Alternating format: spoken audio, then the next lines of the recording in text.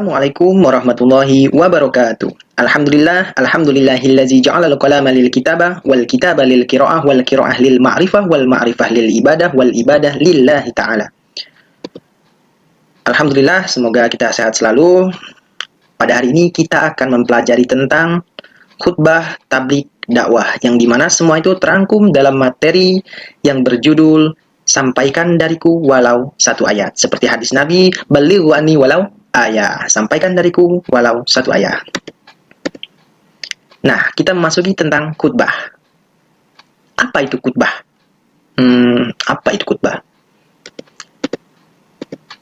Khutbah berasal dari kata khotoba yakhtubu khutbatah, bermakna memberi nasihat dalam kegiatan ibadah, seperti pada sholat Jumat, Idul Fitri, Idul Adha, dan lain-lain.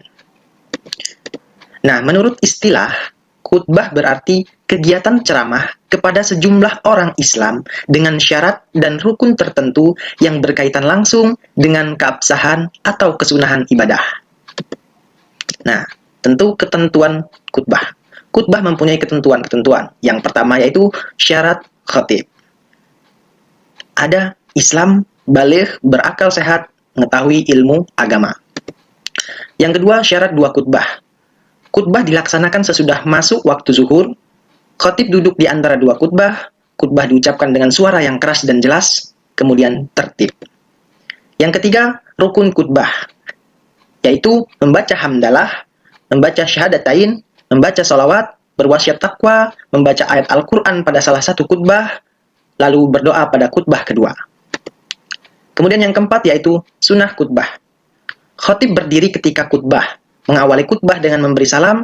Khutbah hendak jelas, mudah dipahami, tidak terlalu panjang. Khatib menghadap jamaah ketika khutbah, menertibkan rukun khutbah, membaca surat Al-Ikhlas ketika duduk di antara dua khutbah.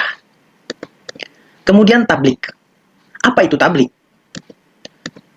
Tabligh menurut bahasa yaitu balagho ya balaghon tabligho, yang artinya menyampaikan atau memberi tahu dengan lisan.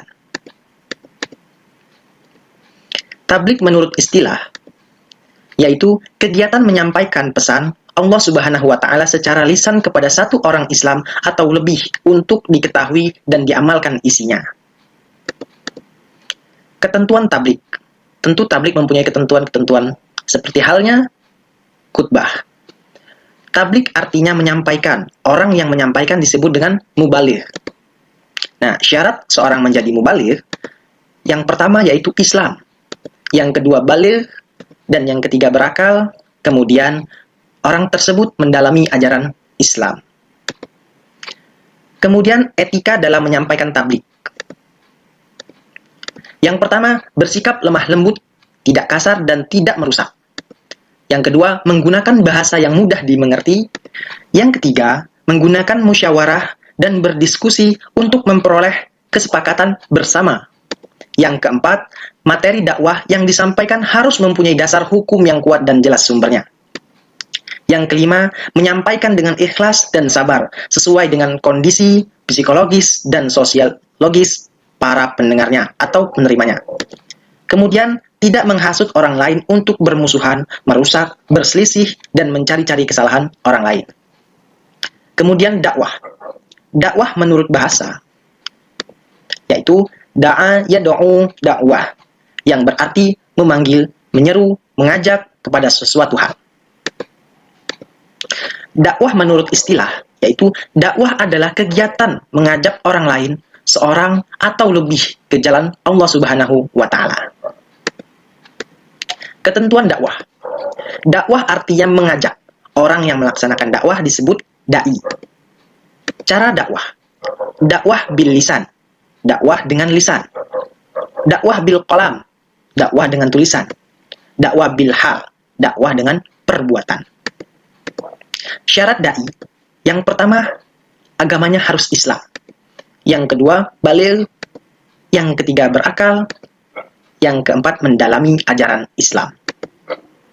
Etika dalam berdakwah. Dakwah dilaksanakan dengan hikmah, yaitu ucapan yang jelas, tegas, dan sikap yang bijaksana. Dakwah dilaksanakan dengan memberi contoh yang baik atau uswatun hasanah. Dakwah dilakukan dengan mauzatul hasanah atau nasihat yang baik, yaitu cara persuasif tanpa kekerasan dan edukatif, memberikan pengajaran. Dakwah dilakukan dengan mujadalah, yaitu diskusi atau tukar pikiran yang berjalan dengan cara dinamis dan santun, serta menghargai pendapat orang lain. Sedikit pesan, yaitu orang cerdas tidak bakal menyombongkan diri, sebab ingin semakin belajar. Sedangkan yang sedikit ilmu hanya tidak sedikit bicara, serta malas belajar. Wassalamualaikum warahmatullahi wabarakatuh.